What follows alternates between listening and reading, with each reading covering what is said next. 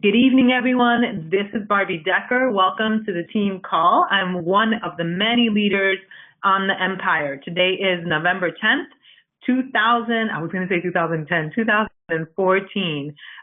Let's get straight to the celebration because I'm really excited about tonight's topic for us. So recognition first. We have 217 new coaches on the team this week. We are at 16,509 members on the team. That is awesome. I say we push for 20,000. Okay, maybe that's too much for December, but that's our goal. Top sponsors for the week: Karen Kruger, Michelle Martin, Timothy Locklear, Erica McMahon, Judy Bandman, and Valia Person. Congratulations, you guys. Judy, I'm so happy to see your name on this board. I know that you had left us for a while and that you have made a comeback. So I'm really, really happy to see your return. The top producers for this week: Wayne Wyatt, Garland Woodard, Amy Silverman, who, by the way, is the number 4th coach in the network out of 255,000 coaches in all of Beachbody. Matt Danko, Jennifer Pizzulo, Mariana Rojas, Leah Finelli, Jenny Chavarria, Kenna Shell, Maria Heavy, Leslie Anderson, Katie Goon, and Nikki Boyle. Congratulations, you guys. That is awesome. Okay, a quote that we often hear in this house, because Sagi often listens to self-development in the morning, is, "The world isn't sunshine and rainbows. It'll beat you down if you let it, and nothing hits harder than life." Who said it? Rocky Balboa. But seriously, you guys, life happens to everyone. You know, pets die, people get sick, spouses die, people's houses get flooded, people get hit by cars. I mean, anything that you think can happen will happen. And I just saw someone post the other day that in a discussion on a leader wall that the first thing to go is usually Beachbody, right? Because, you know, you can't fully ignore your children, you can't fully ignore your spouse, but it's easy to just let Beachbody go. That's usually the first thing that goes. Yet Beachbody is the thing that's going to allow you to give your family a better life, that is going to provide you with an income so that you can live a little bit more easily, you know, that you can do the things that you want to do.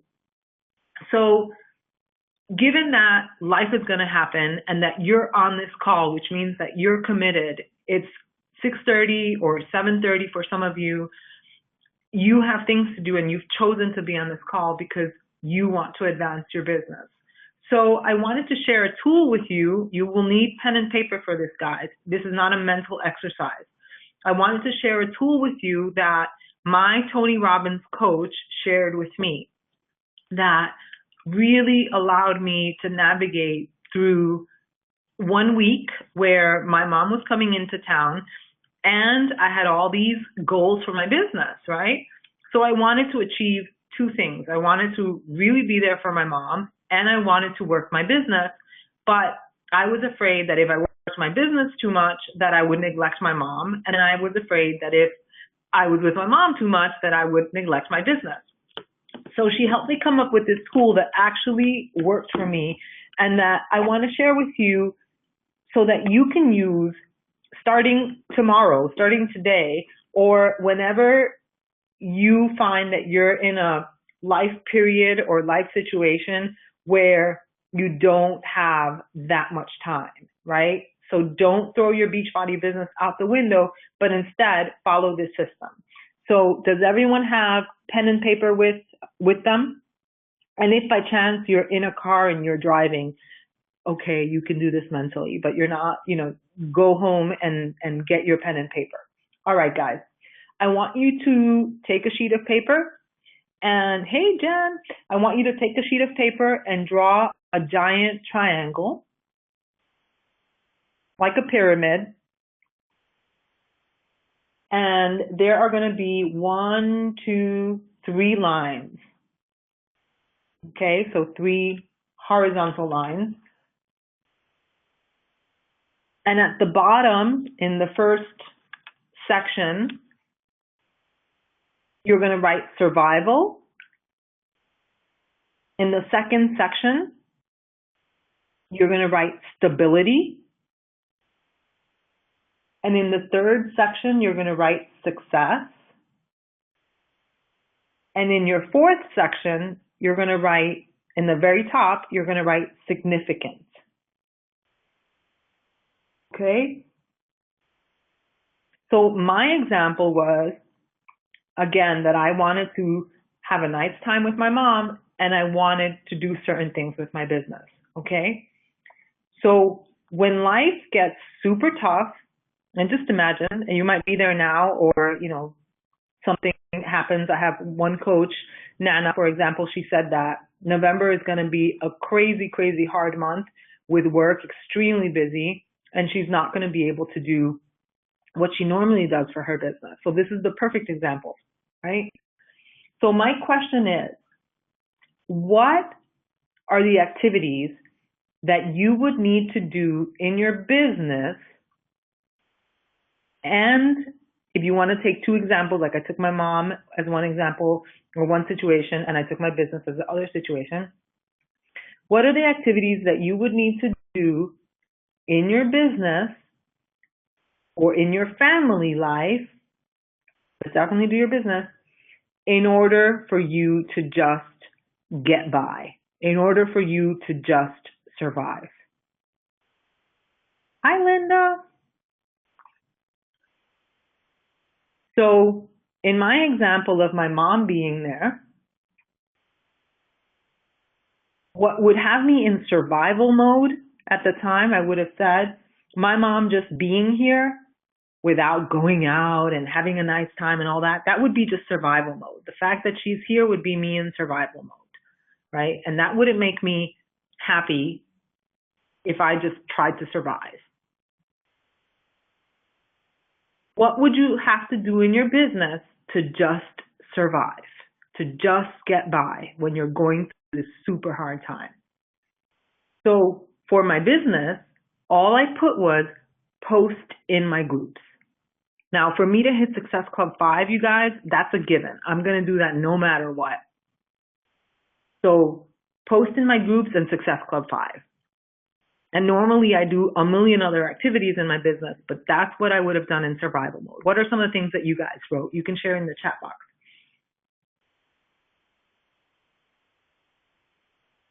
Okay. In the second section, for stability, what are some of the activities that you would do in your business that would give you a sense of stability?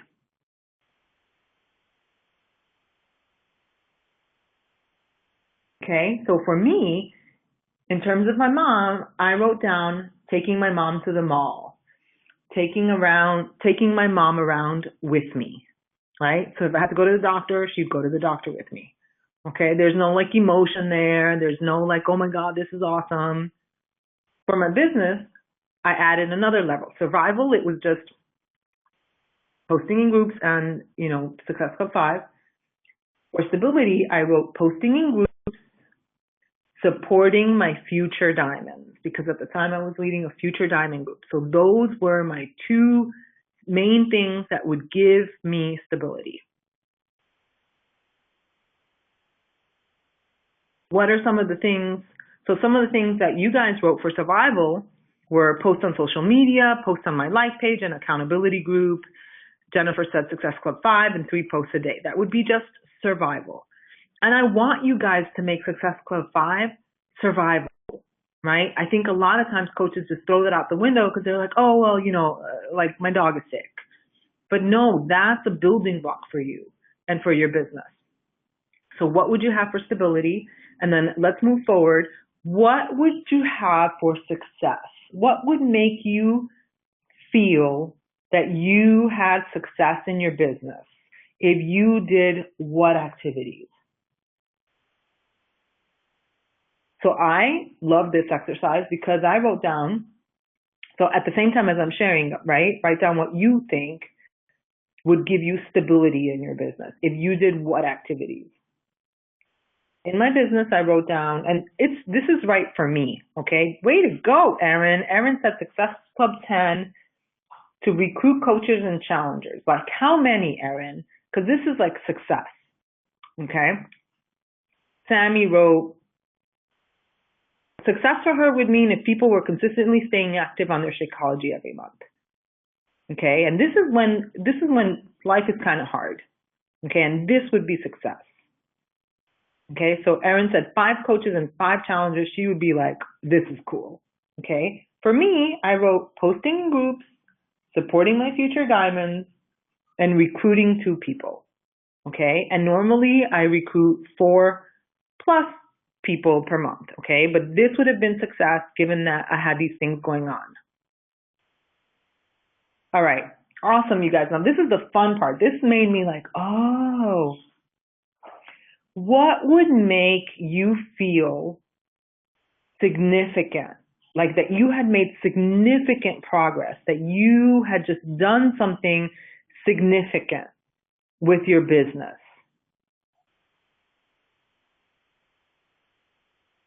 And again, you want to apply this to your, if it's your family, and Erin, I'm glad you're on the call. So what would make you feel that you're just, getting by? What would make you feel that you're stable, right, with your family and with your business? What would make you feel that you had success with your family and your business? And what would make you feel that you had done something significant? The thing that would be beyond what you dreamed. And I love this because I hadn't ever imagined, like I get along with my mom, but I had never imagined a trip where she would come and that we would just have an amazing time. And then I was forced to think like, okay, well, what would need to happen in order for me and my mom to have a really awesome time? So what would need to happen for me to do amazing in my business? And what I wrote down was, I would need to block 2 to 3 power hours so that I could work in my business while my mom is here. And during that time, I would recruit, hit my recruiting goal of 10 coaches per month. I would support my diamond coaches. I would do the team calls, but I would only work 2 to 3 hours a day. And then with my mom, I wrote, I would plan nice things and enjoy myself. I would have fun. I would have real conversations and bonding with my mom and with Sagi. And it was the first time probably ever, you guys, that I really saw, and it was the first time ever that I really asked that question, like, what are the things that I would have to do in order to make this experience significant? So I want to hear from you guys what you wrote. What would make your experience significant?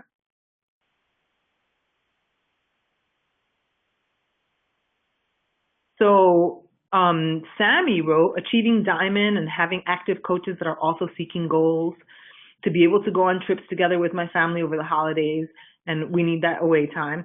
So that's great, right? Like that's in general, but when things are super crazy, or someone's sick, or you're sick,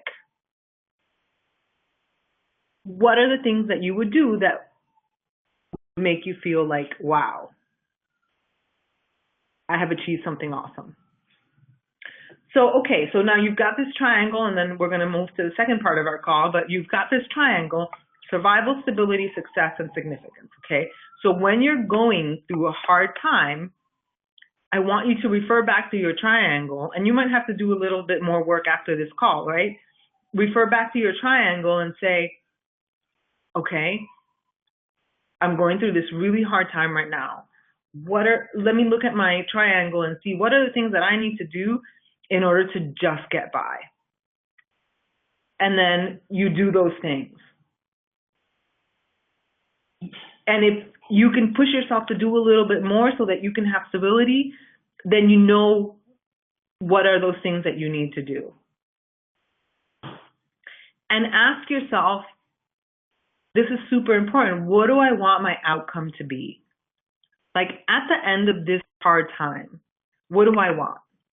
I want to feel like I had a really nice time with my mom, and I want to feel like I didn't totally neglect my business and that I moved my business forward.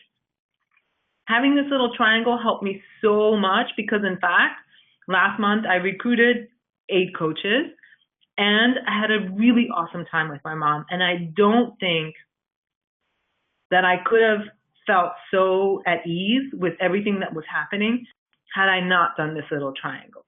But whenever, throughout my day, if for any reason I got stressed, I'm like, what do I want? What's important to me? For me to move my business forward and for me to have an awesome experience with my mom. And having this triangle really, really helped me. So do you think that it might be useful to you guys? Yay! Yeah, it really, really helped me. So, okay, you guys, yay! I wanted to invite the creator of Body Beast, Sagi Kalev, onto our call. Let me take you're so welcome, Carmen. I wanted to invite Sagi Kalev, the creator of Body Beast. We have both been down. Did he disappear? Babe! Oh, he's coming. We have both been down with the flu for the past week, but we're both finally getting better. So he's going to be coming in 30 seconds. Beast mode. Hey, Mark. Beast mode. Hi, Sagi. I know his voice is gone. So welcome to our. This is really weird. What's really weird? Because I'm just seeing there's people in the chat. Yeah, there's people right there. Hey, Sagi. Oh, hey, I can see what you're writing. That's cool. Yeah, man. Hey, Mark. I sound different. A sexy voice, right? He's. Is it sexy voice, Susan? No, it's Jennifer. No, yeah, that's right. You see, she said it's sexy voice. Anyway, I talked to my mom today for almost 3 hours. Yeah, that's right. And hey, Julie. Julia, hey, what's up with that? Okay. So what are we talking about? You said you were talking to your mom for 3 hours. Yeah. And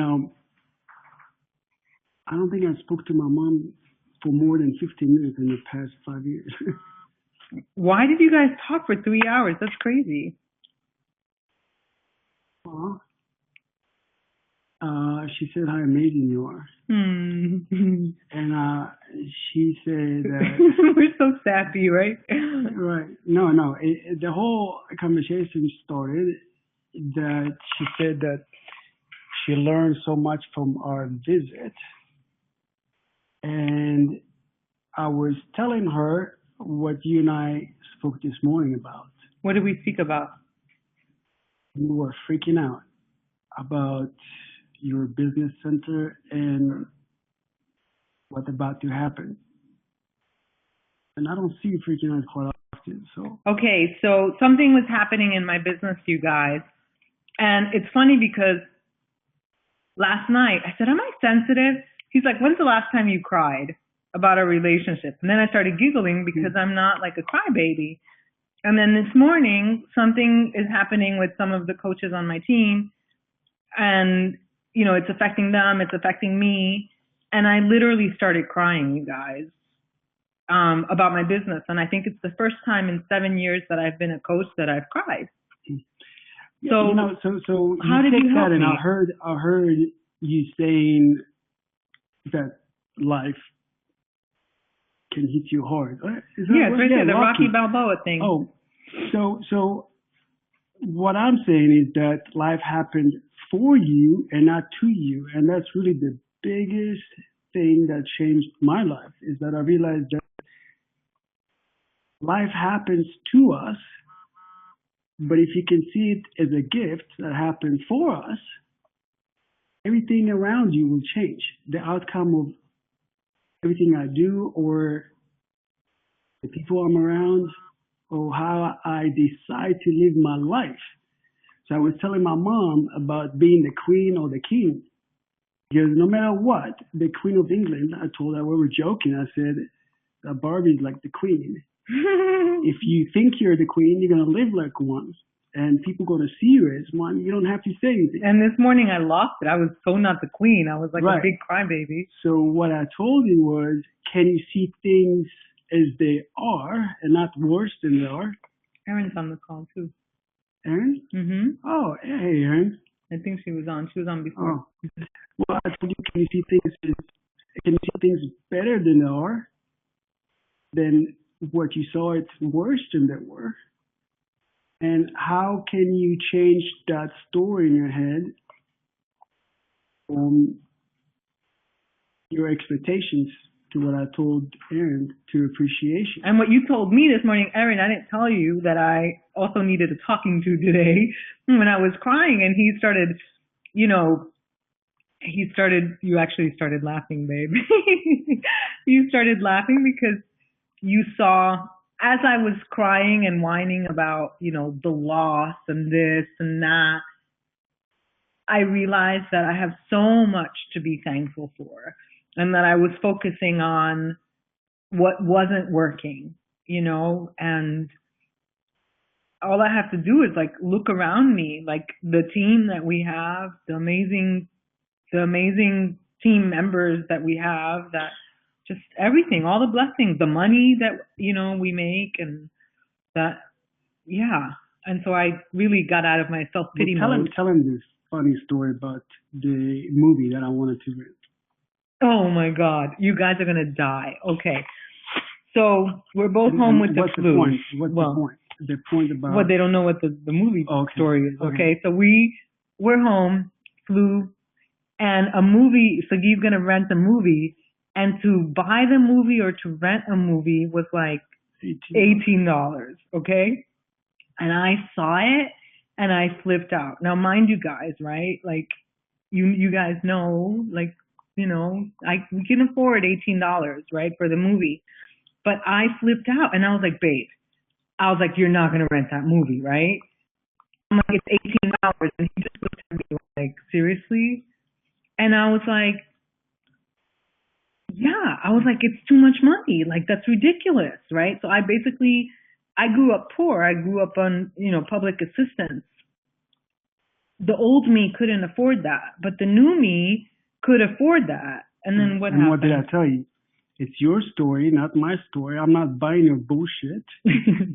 and follow my words. I will never be poor again. I will never be homeless again. And what else? I will never be hungry again. That's right. And why? Because you were homeless, you were hungry, and you were poor. I was poor. And I was poor. Well, I had no home to call, so I lived on cans of That makes me cry. Well, but that was an old story, and that old story was, it really happened for me and not to me. And everything that I experienced made me stronger. So I always say that at the time of the pain is pain, and everybody's pain is different, but really you can't measure anyone's pain. But what you can look for is, I told you, go back in the past to the same scenario that you are in, and what did you do to get yourself out of it at the time. It doesn't have to be the same scenario. It could be different, but you faced some hardships, right? Yep. So when life hit you, what did you do? And that's really the question. Is when life hits you, what are you telling yourself? What story are you telling yourself? And how you get out of it? And what do you have to do to get out of it? And some people are saying, I don't know what I do. Well, I don't know what I did. And that happens quite often because you were in pain. Pain for me is symbolized like flying an airplane, coming out, going into the clouds, and you can't see what's coming, but the sign will always be on top. Right. So no matter how strong the plane is shaking and everything happens, some people freak out more than other people, right? Mm-hmm. And I think that's part of the story. Can you see things as they are, worse than they are, or better than they are? And that's what really the difference between a leader and a follower. Leaders lead, followers follow. Right. And that's the difference.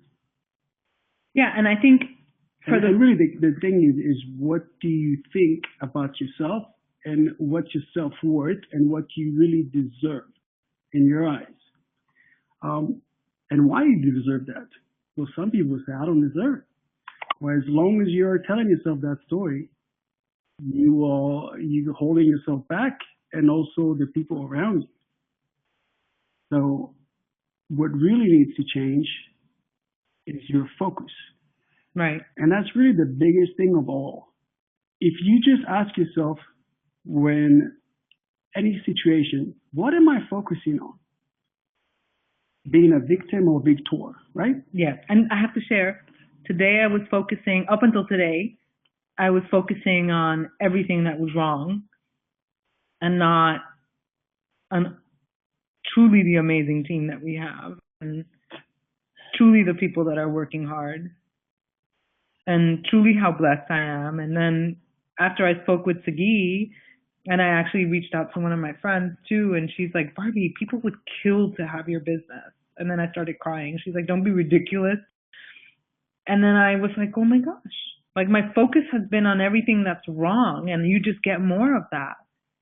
And so, like Sagi told Aaron, I turned my expectations of other people into appreciation, and I've had such an awesome day. Like I've had such an incredible day. Because you changed what? I changed my focus. I changed my state, you know? Oh, you changed your focus. Your state was fine. You were... I was a crybaby. Yeah, but you were determined to figure shit out, right? And that's why I was talking to you now, because I could see that you were on a mission to resolve this situation and move forward. And some people are stuck in that crossroad. Right. They don't know, should I go straight forward, left, right? No, I woke up at 4:30 this morning. I made coffee. I was like, I'm going to sit down and figure out what it is that I need to do to make this situation better. So a lot of people got emails today. Yeah, cool. Well, really, when you start talking to yourself in a positive way, yeah, and ask yourself, what's the truth? Just asking a simple question, what is the truth behind this? Is it really my fault or someone else's fault? Who gives a damn? Move forward. Do I feel sorry for myself? Or, you know what, I'm going to snap out of it,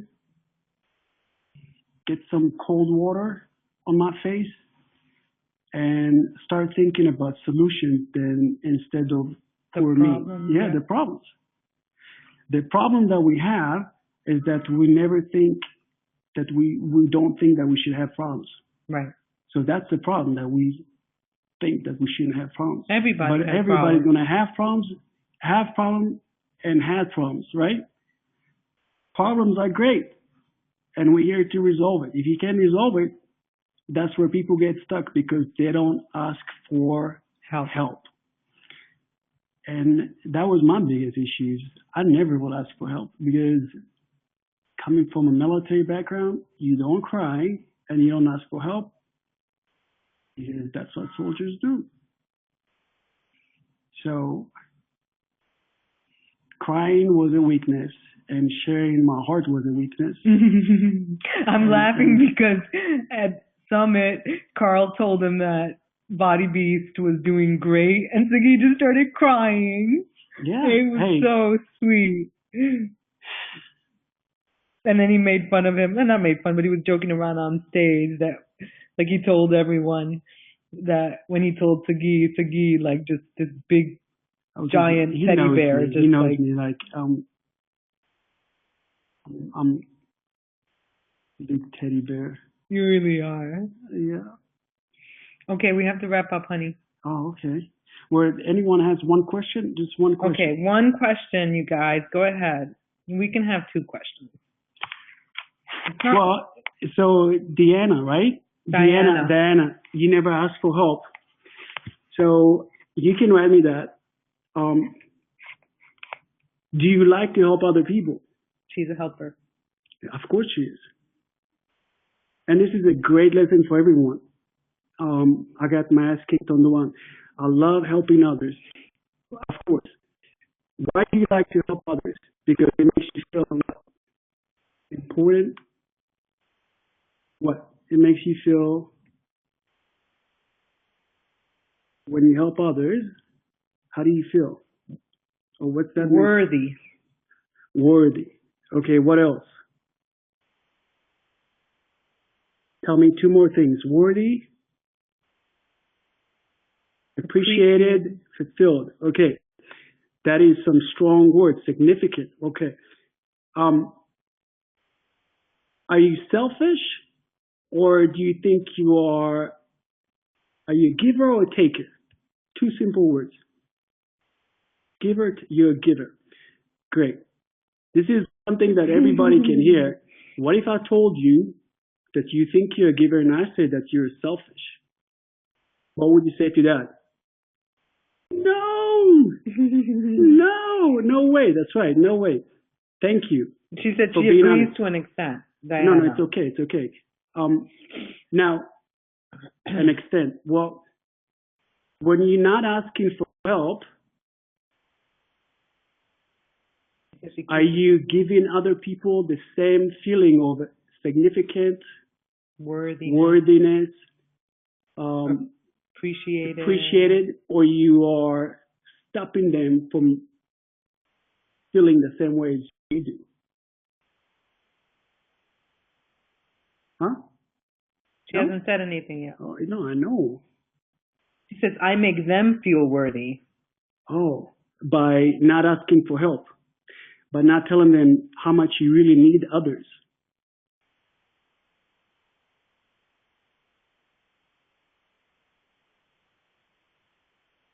Okay, I don't understand that. They're words, not mine. But you are not, what do you mean by that? They're words, not mine. When they become leaders themselves, I have a hard time stepping away. That's somebody else. Oh. So Diana's saying that people tell her that she makes them feel worthy and special. And the question was. But that's not the question. That's not the question. The question was, do you ask for help? And he said no. And he said that you helping others and it makes you feel worthy and significant and yada yada. So by you not letting someone else feel the same way is not being selfish. You're taking away their joy, their fulfillment, their feeling significant by not asking them for help. You are correct. I know I'm correct. Thank you. Because I was just like you. And you can't save people and you cannot fix people. What you can do is ask for, what do you need? Or how can I help you? Or ask them to help you. Because when you ask for help, then they feel that they're worthy. And most people don't feel that they're worthy or they deserve your attention. So by you asking for their attention to focus on you, you're giving them the same joy. I felt that today when I asked you for help and I asked my friend Julie for help. Like, I saw that you were happy that I asked you for help. And I really felt joy asking you for help too, because I saw that I had given you like a gift. Right. Angela, do you know what really ego stands for? Ego? Ego, yeah. She wrote ego, edging God out. That's ego. Edging God out. Yep. Stacy was right. Yep. So that's the lesson for today. Great. Great. So life happens for you, not to you. Ask the question, what's the truth? And can I see things as they are, better than they are, and not worse than they are? And what can I do today to appreciate things and not to expect it? Yeah. Okay. Thank you, Sagi. Wasn't it? Freaking awesome. Thank you. I like freaking awesome. Awesome. God bless you too. Thanks, everyone. I will have the recording up when it is processed, and I'll put it in the Empire Assembly Hall under the file section. Good night, everyone. Bye.